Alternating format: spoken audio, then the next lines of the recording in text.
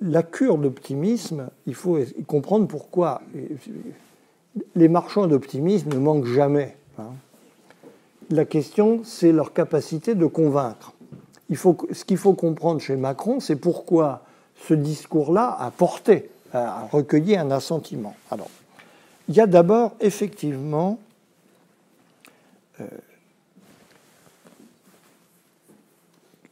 un jeu de situation.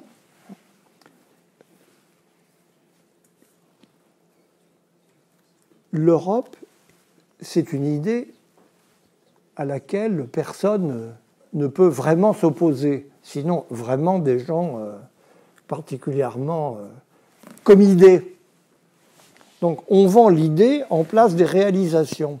C'était déjà, vous savez, c'est l'exact équivalent de ce qu'a été le socialisme soviétique. Les gens ne voulaient pas savoir, c'est quelque chose qui, pour les gens de votre génération, ne veut absolument rien dire, mais pour ceux qui l'ont vécu, a été une expérience marquante. Les gens ne voulaient rien savoir des réalisations parce qu'ils trouvaient l'idée épatante. Donc on s'en fout. Oui. Alors, la solution de compromis la plus remarquable a été celle qu'a amenée Georges Marchais à un moment, quand il a parlé, il a dit oui, il y a quelques problèmes, mais le bilan est globalement positif. Oui, puis on disait que s'il y avait... Formule humoristique... il y avait plus du RSS, on disait que s'il y avait trop de goulag, c'est parce qu'il n'y avait pas assez du RSS. Oui, c'est ça. Oui, il y avait... Donc, on peut vendre une idée à la place de la réalité. Ça, c'est basique. En politique, le politique, c'est le domaine de l'avenir. Et l'avenir, il peut être, par définition, tout le monde a envie qu'il soit plutôt radieux que sinistre. Donc, vous pouvez vendre ça. Ça, c'est un élément très important dans l'idée d'Europe. Dans le monde global, qui plus est, personne n'a le sentiment, personne, absolument personne, même les Chinois, même les Américains, avec toute leur puissance, personne n'a l'idée de pouvoir rester tout seul dans son coin. Or, il est vrai qu'il y a un certain discours anti-européen est stupide, parce que et il faut dire là-dessus le rôle absolument néfaste du Front National et de son discours, il faut le souligner très fort, qui a imposé l'idée que critiquer l'Europe, c'était vouloir revenir dans une sorte d'isolat français où on ne voit pas bien ce qu'on ferait tout seul. Oui, puis ensuite, toute il faut assumer le fait de la globalisation. On est tous dans le même bain. Et donc, voués à jouer les uns avec les autres à des degrés divers d'implication mutuelle, selon les cercles à la fois culturels, géographiques, stratégiques, où on s'insère. Donc, si vous n'assumez pas ça, vous n'êtes absolument pas crédible. Personne ne peut suivre un tel discours qui apparaît totalement négatif. Donc, je pense que ce que Macron a très bien compris, c'est cet effet pervers. En prenant le contre-pied, on se donnait une arme extrêmement importante par rapport à quelque chose qui est en fait simple. Qu'est-ce que vous proposez ? Ben oui, il faut proposer. Et le problème européen, il est très simple. L'idée européenne est géniale, la réalisation européenne est lamentable. Donc il faut mettre l'un à la hauteur de l'autre. C'est ça la question. C'est pas de dire qu'on est contre l'Europe.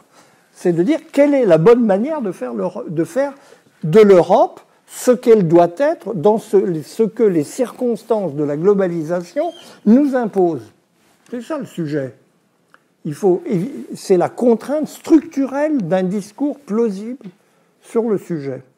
Et c'est ça qui donne du sens aux critiques. Les critiques n'ont pas à être contre ce qui s'est passé, mais contre ce qui a raté dans ce qui s'est passé. C'est pas pareil. Ça aurait pu être autre chose, ça aurait pu être mieux si on avait trouvé les bons pilotes. On ne les a pas eus sous la main, c'est comme ça, et nous en payons le prix. Mais évidemment qu'il faut bien poser l'équation de départ. Sinon, on n'aboutit à rien et on ne trouve pas même d'écho. C'est-à-dire, regardez ce qui se passe actuellement en Italie. C'est tout à fait passionnant. Les élections italiennes qui arrivent dans quelques jours, c'est quelque chose de très important dans l'Europe d'aujourd'hui. On a un mouvement bizarre, il faut bien le dire. Je serais bien en peine d'en donner une idée claire.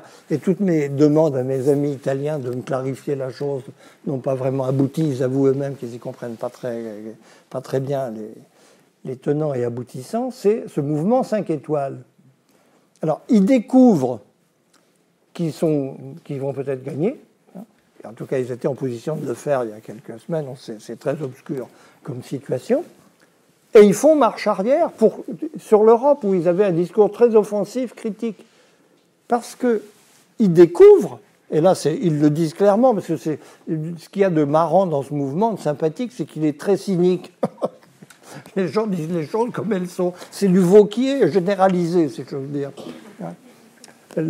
Eh bien oui, on arrête parce que les gens ont peur. Ils sont contre l'Europe, mais ils ont peur d'en sortir. C'est vrai, c'est exactement ce qui se passe. Donc, on va mettre la pédale douce là-dessus. C'était porteur, ça ne l'est plus vraiment, dès qu'on arrive à l'idée que ça pourrait se réaliser. Mais cette peur, elle a, outre ses aspects matériels immédiats, elle a un sens très profond. On ne va pas rester tout seul dans notre coin. Pour faire quoi?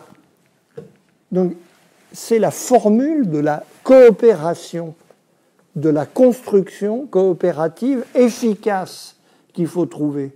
Et là, il faut bien dire qu'en ce moment, on est dans une panne d'imagination considérable.